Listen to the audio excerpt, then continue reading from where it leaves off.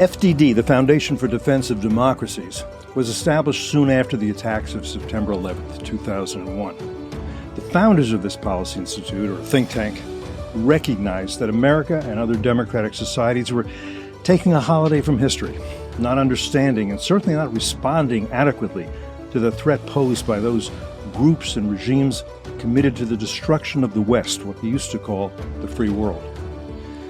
All these years later, America and other free nations are threatened by more enemies, what we at FDD have been calling an axis of tyrants, of aggressors, of authoritarians, of revanchists. All those terms are apt. The response of Western leaders remains woefully inadequate. The most imminently endangered democratic societies, Ukraine and Israel. Vladimir Putin is waging a brutal war to subjugate Ukrainians, to destroy their independence, and to deprive them of their freedoms. Iran's rulers, strategically utilizing proxies, are waging a multi-front war not to subjugate Israelis, but to exterminate Israelis, to destroy their nation-state and kill as many Israelis, both Jews and those Jews adjacent, as they possibly can. Bernard Henri-Lévy is a world-famous French Jewish public intellectual, writer, and filmmaker. He's reported extensively both on the war against Ukraine and the war against Israel. He's made films about the war against Ukraine, 3, I believe. His most recent book is Israel Alone. It's an honor to have him with us today here in FDD Studios. Oleksandra Matviichuk is a Ukrainian human rights lawyer and leader. She's based in Kyiv, but she heads the Center for Civil Liberties, which was awarded the 2022 Nobel Peace Prize. I'm honored that she's with us too. And I'm pleased you're joining this conversation here on Foreign Policy. Thank you both for coming in. It's marvelous to see you.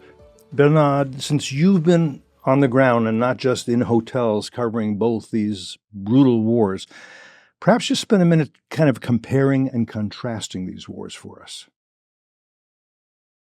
Comparing more than contrasting.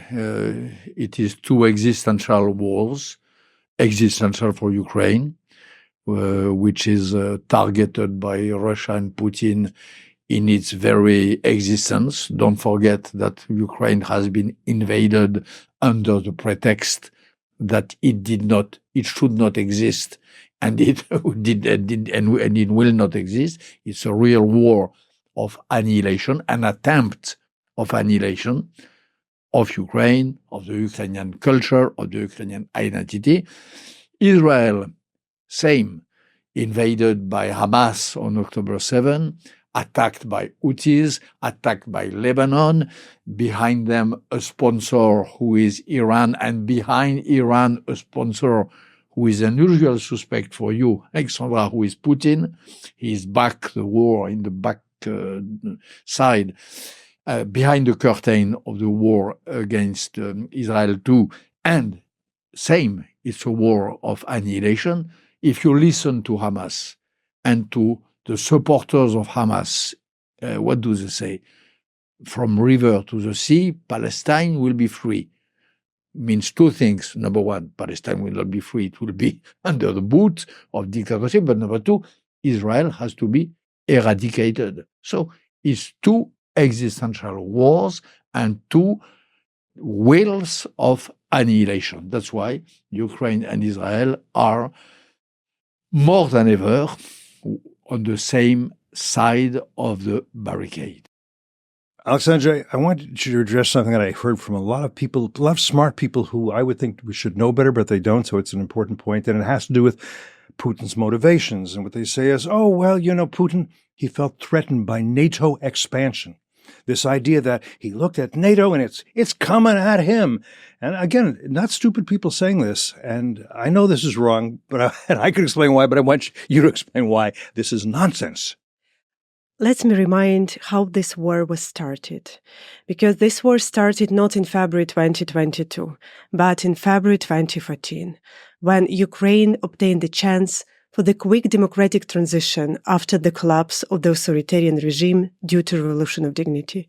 It was a time when millions of Ukrainians stood up their voice against pro-Russian, corrupt authoritarian regime, and they peacefully demonstrated just for a chance to build the country where the rights of everybody are protected, government is accountable, judiciary is independent, and police do not beat students who are peacefully demonstrating.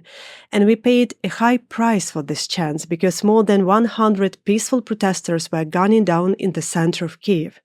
But when authoritarian regime collapsed and we got our chance to build a democratic country, Russia invaded. Russia occupied Crimea, part of Lugansk and Donetsk regions, and 2 years ago extended this war to the large-scale invasion. Because Putin is not afraid of NATO.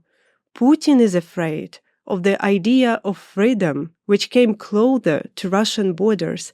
And this is the main point. I agree. There's 2 points I want to draw out, too. One is that the reaction of the U.S. and of Western Europe to Putin's seizure of Crimea it was so inadequate. It only encouraged. By the way, I'd also go back to 2008 when Putin seized 2 provinces of Georgia.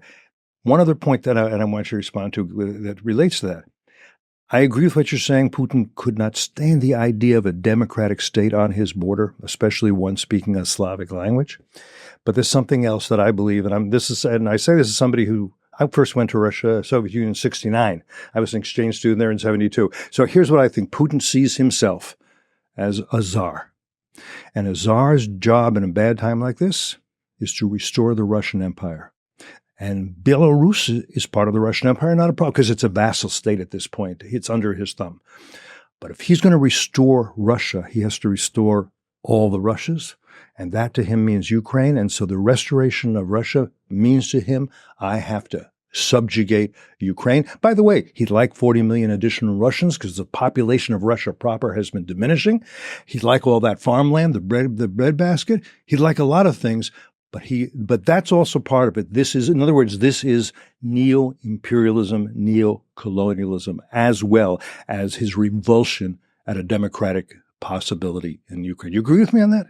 I agree, and to add, all this hell which we now face in Ukraine, it's a result of total impunity which Russia enjoyed for decades, committing horrible crimes in Chechnya, in Moldova, yes, in Georgia, in Mali, in Libya, in Syria, in other countries of the world. It's the same war crime playbook which Russia used against civilians in order to break their resistance and occupy the country.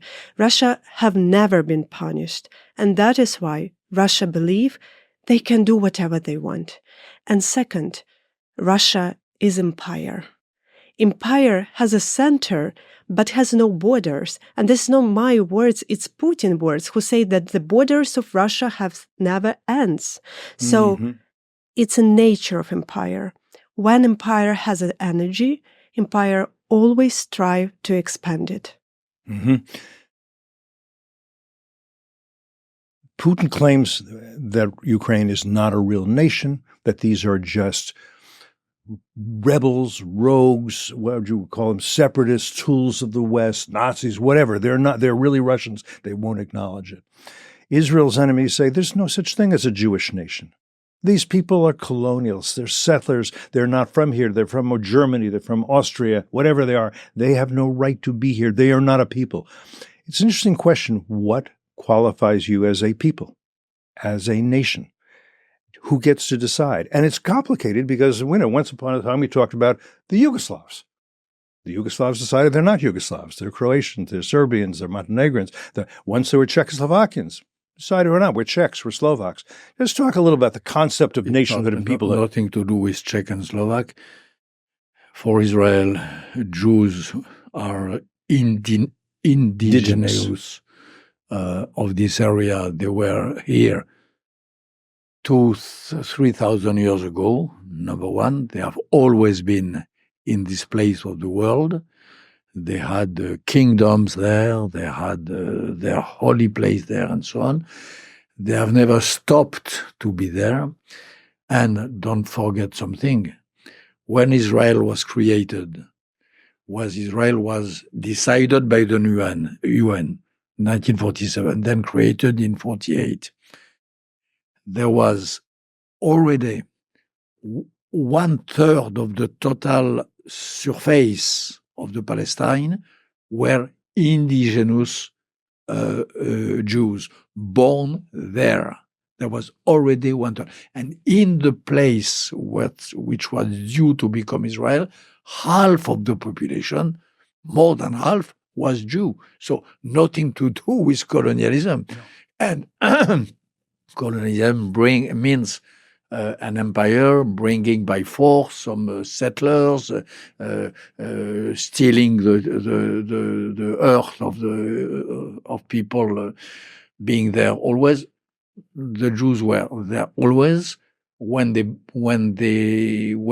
purchased some fields and some houses, they did it in a regular way under the law of the empire of that time, who was Ottoman and then British. So this story of Israel being a colonial state is a pure bullshit. It's a pure moronic thesis. It makes no sense. Moreover, in 1948, when Israel was created, there were some Arabs there, but they never defined themselves at that time as Palestinians. They defined themselves as Syrians. They defined themselves as Arabs, certainly not as Palestinians. After that, of course, a Palestinian movement took birth, developed itself, and so on. And it is, if it was not mixed with terrorism, it would be respectable as such. But it came long after. So this is the real story. About Putin, he is not only a Tsar. He wants to be a Tsar. He wants to be Stalin. And he wants to be a fascist. He wants to be that. His real models, if you listen to him, his speeches at the Valdai Center every year, if you listen to his advisors, the models are the ideologues of the fascism of the 20th century. So it's a mix between 1/3 Tsar, 1/3 Stalin, 1/3 fascist or Nazis. This is Putinism.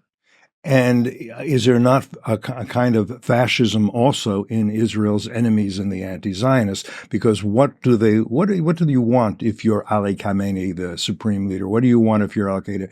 You also recall a great period of history that you think, that you imagine, that you want to restore, when you and the people you identify with were most powerful in the world. And by the way, anti-Semitism almost always is part of it, right? Kill the Jews. The paradigm of the world into we are living is 5 former empires who collapsed at a point and who try to revive today. 5 former empires. 5. Let's name them. Ottoman Empire. Oh, right, right. Collapsed, wants to revive with Erdogan. Right. Russian Empire. Right. Collapsed. Putin says that it is the biggest catastrophe of the 20th century. He wants to revive it. Persian Empire. Right. Collapsed. Wants to revive under the Ayatollahs. Yes. Chinese Empire. Yes. Collapsed. Wants to revive under Xi Jinping.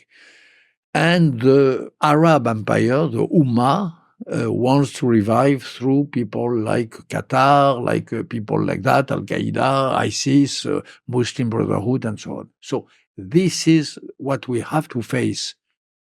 Democracies, America, Ukraine, Israel, Baltic countries, is this axis of former empires having collapsed and wanting to take revenge or to take advantage of the recession, of the way in which America recedes, America and Europe. They see that we are receding and they want to take the place. They want to occupy the empty space. This is the situation of today.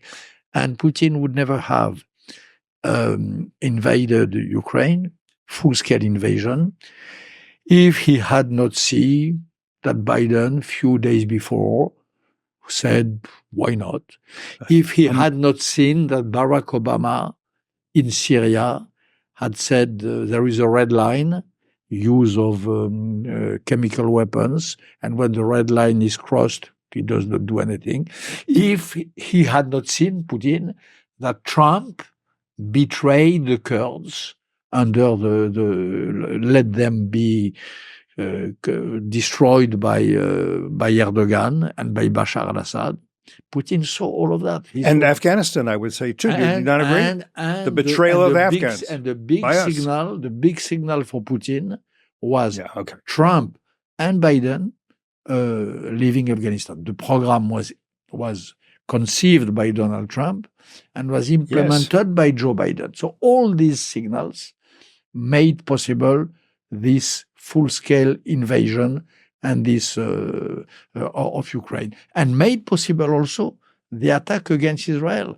Iran would never have taken the risk which she take without these bad signals that us democracies have sent. Yeah, it's not a coincidence, Comrade Tavarishi, that exactly 1 year after Biden, and you're right, the path was laid by the Trump administration, so Biden surrenders to the Taliban in the most chaotic. I mean, it showed incompetence and fecklessness. And if you are Putin, you say, well, and that's 1 year later he debates, and 2 years later.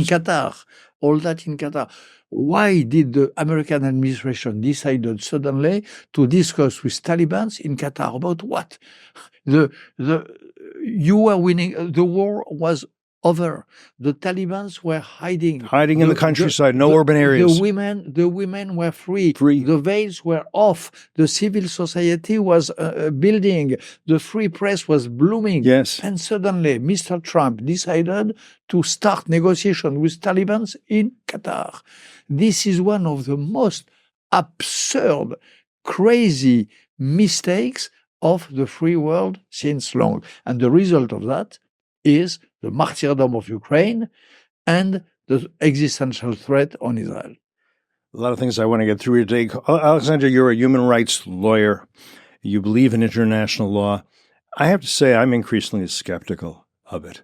I see the International Criminal Court, the International Court of Justice, and the UN as absolutely corrupt, way beyond what I ever thought they would be. We see that in particular in regard to Israel, which somehow there are international laws that are meant to apply to Israel, according to the UN, according to the ICC, according to the ICJ, that apply to no other nation at all. You've talked about, I think that's very much, it's in your book, Israel Alone.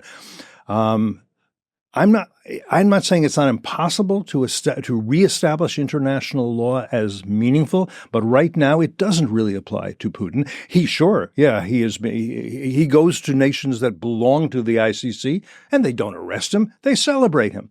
And Israel is told it's genocidal and apartheid. It's neither of those things. But those who are genocidal and apartheid, they have no worry about international law. Yahya Sinwar in his tunnel doesn't worry that international law is going to hurt him. Hezbollah doesn't worry about international law. Are you not a bit disconcerted at how international law has evolved? It's a wonderful idea. As a human rights lawyer, I have been applying the law to protect people and human dignity for many years. But now I found myself in a situation when the law doesn't work. Russian troops are deliberately shelling residential buildings, schools, churches, museums, and hospitals. They're attacking evacuation corridors. They're torturing people in filtration camps. They forcibly taking Ukrainian children to Russia to bring them up as Russians. They ban Ukrainian language and culture, and they abducting, robbing, raping, killing civilians in the occupied territories. And entire UN system of peace and security can't stop it. And that is doesn't why... try. It's not that it just can't. It doesn't try. I don't see Gutierrez, the director, I don't see him really trying. Now, of course, Russia has a seat on the Security Council, and China, its ally, again, part of an axis, as you said and as I said, is on the Security Council. As for the General Assembly, it's largely a collection of dictatorships. It's largely a collection of banana republics. It's largely a collection of envoys for dictators who really don't care about international law. The problem is that all this international architecture was built in past century. And this architecture was built by victorious states after the Second World War, and the states provide for themselves irrational indulgences. Right. And that is why now we have a situation that the work of Security Council is paralyzed.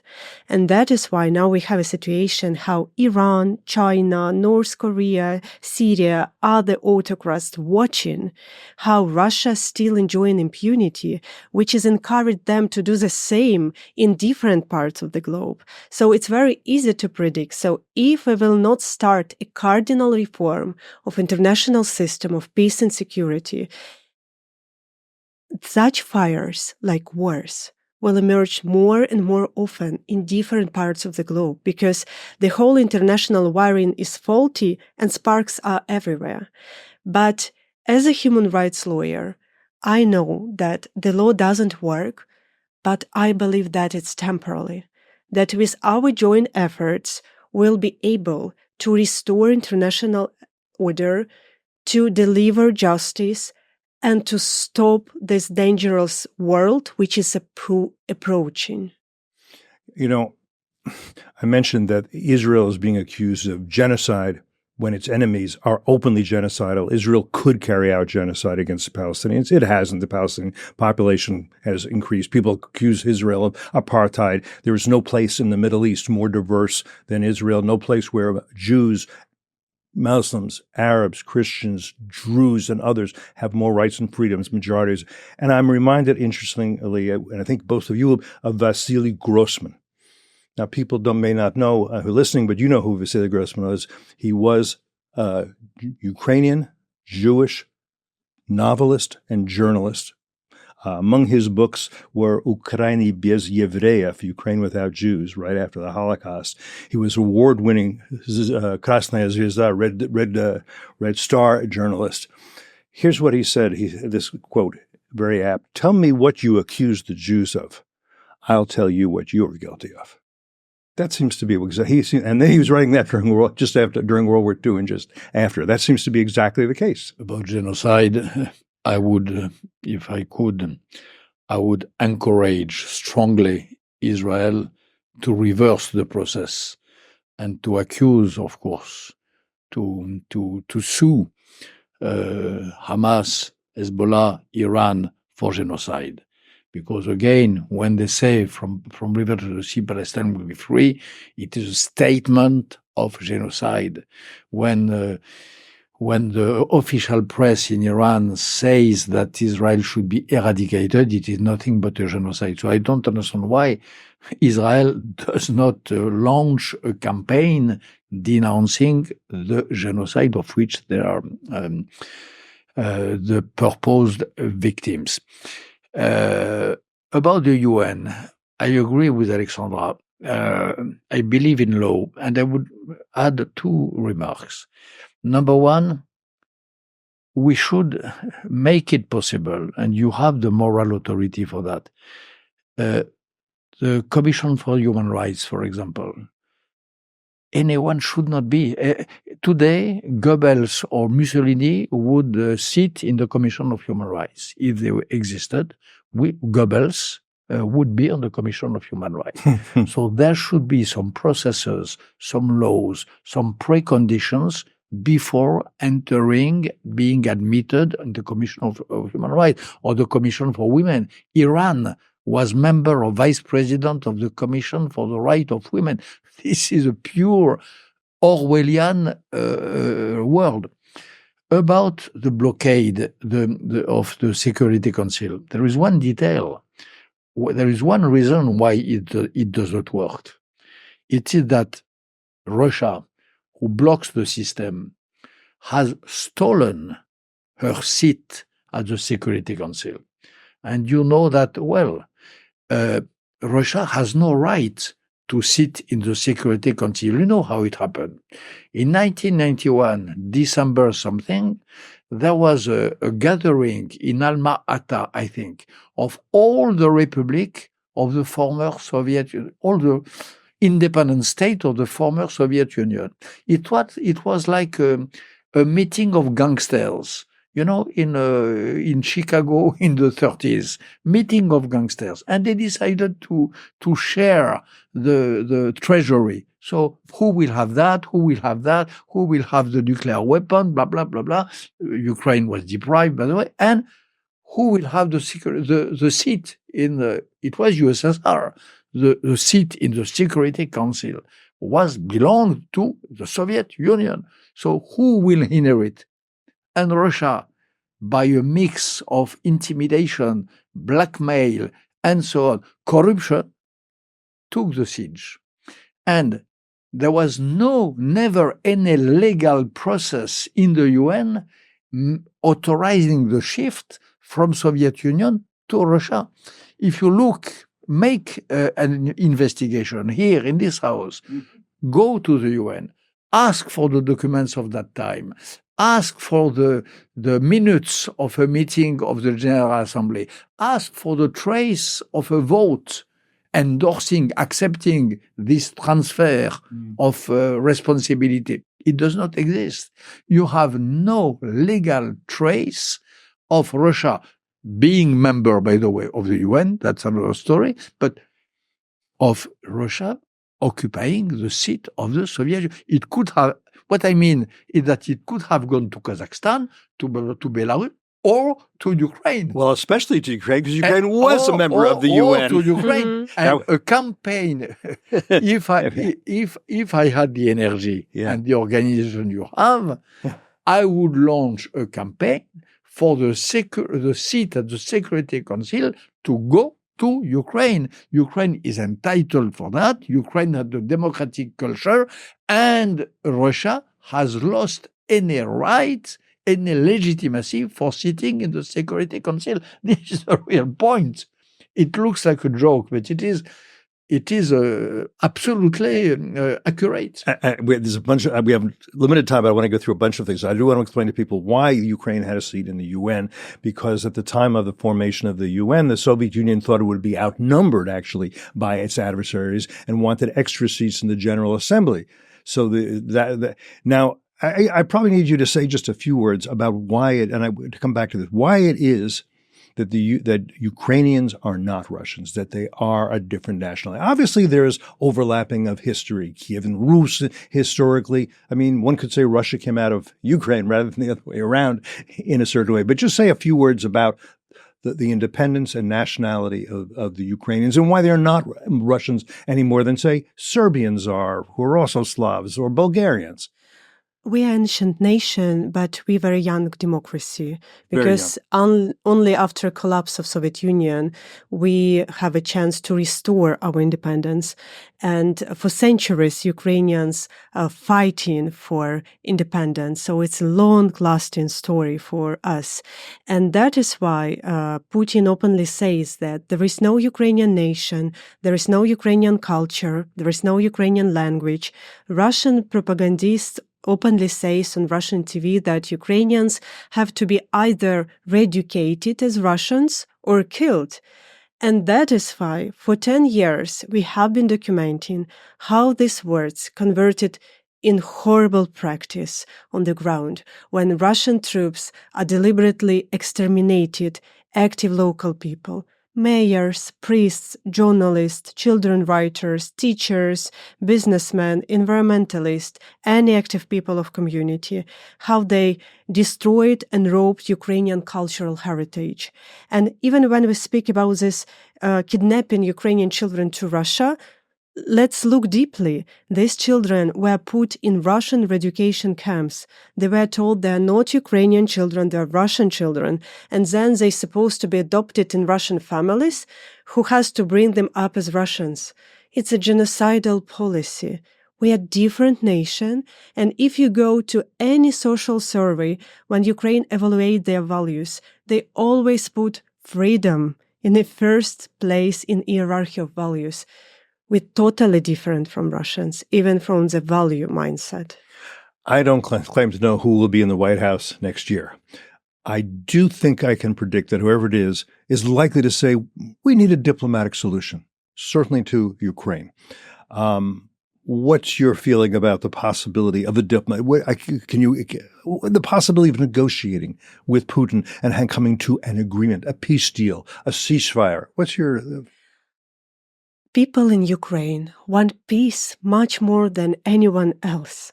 But peace doesn't come when country which was invaded stop fighting. That's not peace. That's occupation. That's occupation. And Russian occupation, it's horrible. It's a war, but just in another form.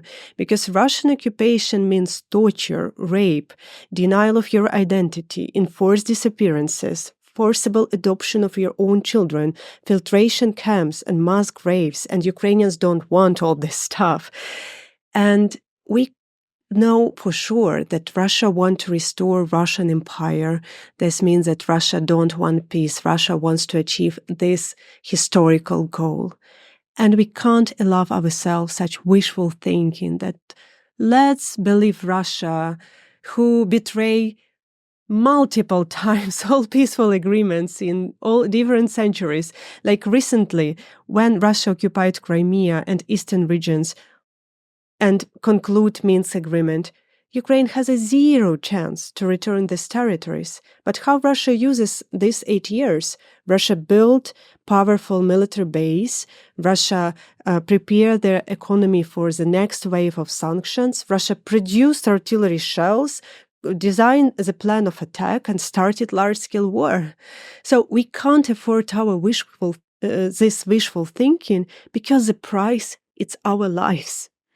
The Biden administration seems to have almost as a mantra the phrase, don't want to escalate. Don't escalate, de-escalate. The problem with that is I think it ends up to be a euphemism for appeasement. Now, I understand, and maybe I should address this, that, okay, Biden is very fearful that he doesn't want to provoke Putin, so he's making the Ukrainians fight with one hand behind their back. The Ukrainians can defend themselves, but they can't make this war real hard on Russians as it should be. By the way, the same with the Israelis. You can defend yourself from 300 missiles and drones coming from Iran, but don't escalate, don't punish them for it. I think that's fatally flawed as a strategy. If you want to deter, you have to not just deny your enemy the ability to hurt you, but you have to hurt your enemy in exchange, and you have to. But address the idea that of Putin using nuclear weapons and why that everybody is so. And I'll just say this: if you agree that and you let Putin establish that nuclear blackmail works, then China will use it, and North Korea will use it, and Iran will use it to have it. Talk about that. You'll talk about answer that as well, and talk about the end game here. And then I promise I'll let you both go within 5 minutes. As President Reagan told about Soviet Union, the Soviet Union tried to govern the world not with nuclear weapon, but with a threat of nuclear weapon. And Russia continued this policy. And this put us in a very ridiculous situation because we have the right of self-defense and we can't fulfill this right in a proper way. Like a boxer who came to the ring and his hands are tied under his back. And how it's resulted on the human ground. Let's speak about this dimension. It takes 42 seconds for Russia to hit residential building in Kharkiv, to hit hospital in Kharkiv, to hit school in Kharkiv. And when you have 42 seconds and your children in the school, you know for sure that 42 seconds is too less to hide in bomb shelter. And probably in 42 seconds, your children will be dead. And that's why Ukraine have to get permission to strike back to these military facilities in Russia, from which Russia sent drones, airplanes, and rockets to kill Ukrainian children, to hit hospitals, to hit churches, to hit residential buildings. And final words, of course, a lot of things we didn't cover that I would like to cover. A lot of them are, of course, in your book, Israel Alone. People should read that book. But Israel is going to need to, at some point, strike back much harder, not just at the tentacles of the octopus, Hezbollah, Hamas, the Houthis, but at the head of the octopus. I'm stealing from Naftali Bennett, which is in Tehran, and sleeps soundly at night in Tehran. Although I think what the Israelis did in Lebanon, the grim beeper, as some are calling it, the exploding pagers, sends a message to Tehran. We know where you are. We know what you have on your belt. We can get you too. And that may come. At least it makes them a bit nervous about what's to come. And I hope the Israelis, are planning for next steps. They can't just continue to fight defensively. They're going to have to go on offense at some point, it seems to me. Yes? My question is, what is the next step? Is it a two-state solution? I don't think so, because I don't think Hamas, Hezbollah, the Houthis, or Iran wants that. What does Israel have to do to end this war? My dear, the real point is what Oleksandra said. The real point in Ukraine and in Israel is that we have there two democracies. They are not authorized to win. They are not authorized to win, period. They are authorized to defend themselves, like Nicaragua or like any country in the world, like Liechtenstein, but they are not authorized to win. I was on the battlefield during 2 years for 3 films in Ukraine. I was among the soldiers. I was in the trenches. I have some experience. I saw exactly the weapons which we, the West, delivered to Ukrainians. We delivered them with a subtle dosage. We delivered just what they need, not to die, but not what they would need to prevail. This is the exact calculation which the supposed free world does regarding Ukraine. Enough not to disappear, but not enough in order to win, which means that we have today some democracies with a sort of Munich spirit ever, where we are betting on the war forever. We are betting, we are making possible the martyrdom of children, of families, forever. The only way to get out of this war, there is only one way: no compromise, no negotiation. It is capitulation of Putin. That's it. When you are in front of such a guy, when you are in front of such a system, there is no common language possible. It's impossible. You say a ceasefire would only make the war even worse within 2 or 3 years, when Putin reinforces his system, buys more weapons from North Korea and so on. Putin must be treated like Hitler was in 1945, capitulation. For Hamas and Iran, same. I see that the Biden administration pleads for a ceasefire in Gaza, asks the Israelis not to enter in Rafah. What does it mean? It means that Hamas should remain in charge. It means that Hamas people should become heroes of the Palestinian people and champions of the Arab world. And it would mean again for Iran and Russia a huge victory, and for you, America, and for us, Europeans, a huge moral defeat. So same than for Ukraine. There is one option in this situation, which is capitulation. Capitulation of Hamas, humiliation of Hezbollah, and retreat and I hope, change of regime in Iran. That is the only option. When you have these sort of wars, the war in Ukraine and the war against Israel are not normal war. They are not just war with a dispute about a territory. It is war. That's what I said at the beginning of this conversation. They are war of annihilation. They are wars of extermination. The target in the 2 cases is genocide. It will not work. They will never genocide the Ukrainian people, and they will never genocide the Israeli people, because both people are strong and proud and will prevail. But this is the intention. So when you have this sort of guy in front of you, one option: capitulation, period. I will only add this: I have to leave. You have to leave. I'm so moved to speak with you, Oleksandra, again. We already met in in Kiev at the First Ladies and Gentlemen Summit, and it's my honor to sit with you and to have the discussion with you. Truly. Wonderful. Yeah. I'll add this one last point and let you both go. I agree with everything you say. We also need to understand that the Ukrainians and the Israelis are fighting a common enemy, members of this axis of aggressors, which you and I agree. We should support our allies who are fighting our common enemies. And by the way, neither the Israelis nor the Ukrainians are saying you must sacrifice your soldiers. Just give us the weapons we need to get the job done. BHL, if I may call you that, thank you so much for being here. You're invited anytime. Oleksandra, it's just an honor and a pleasure to meet you and great to talk to you.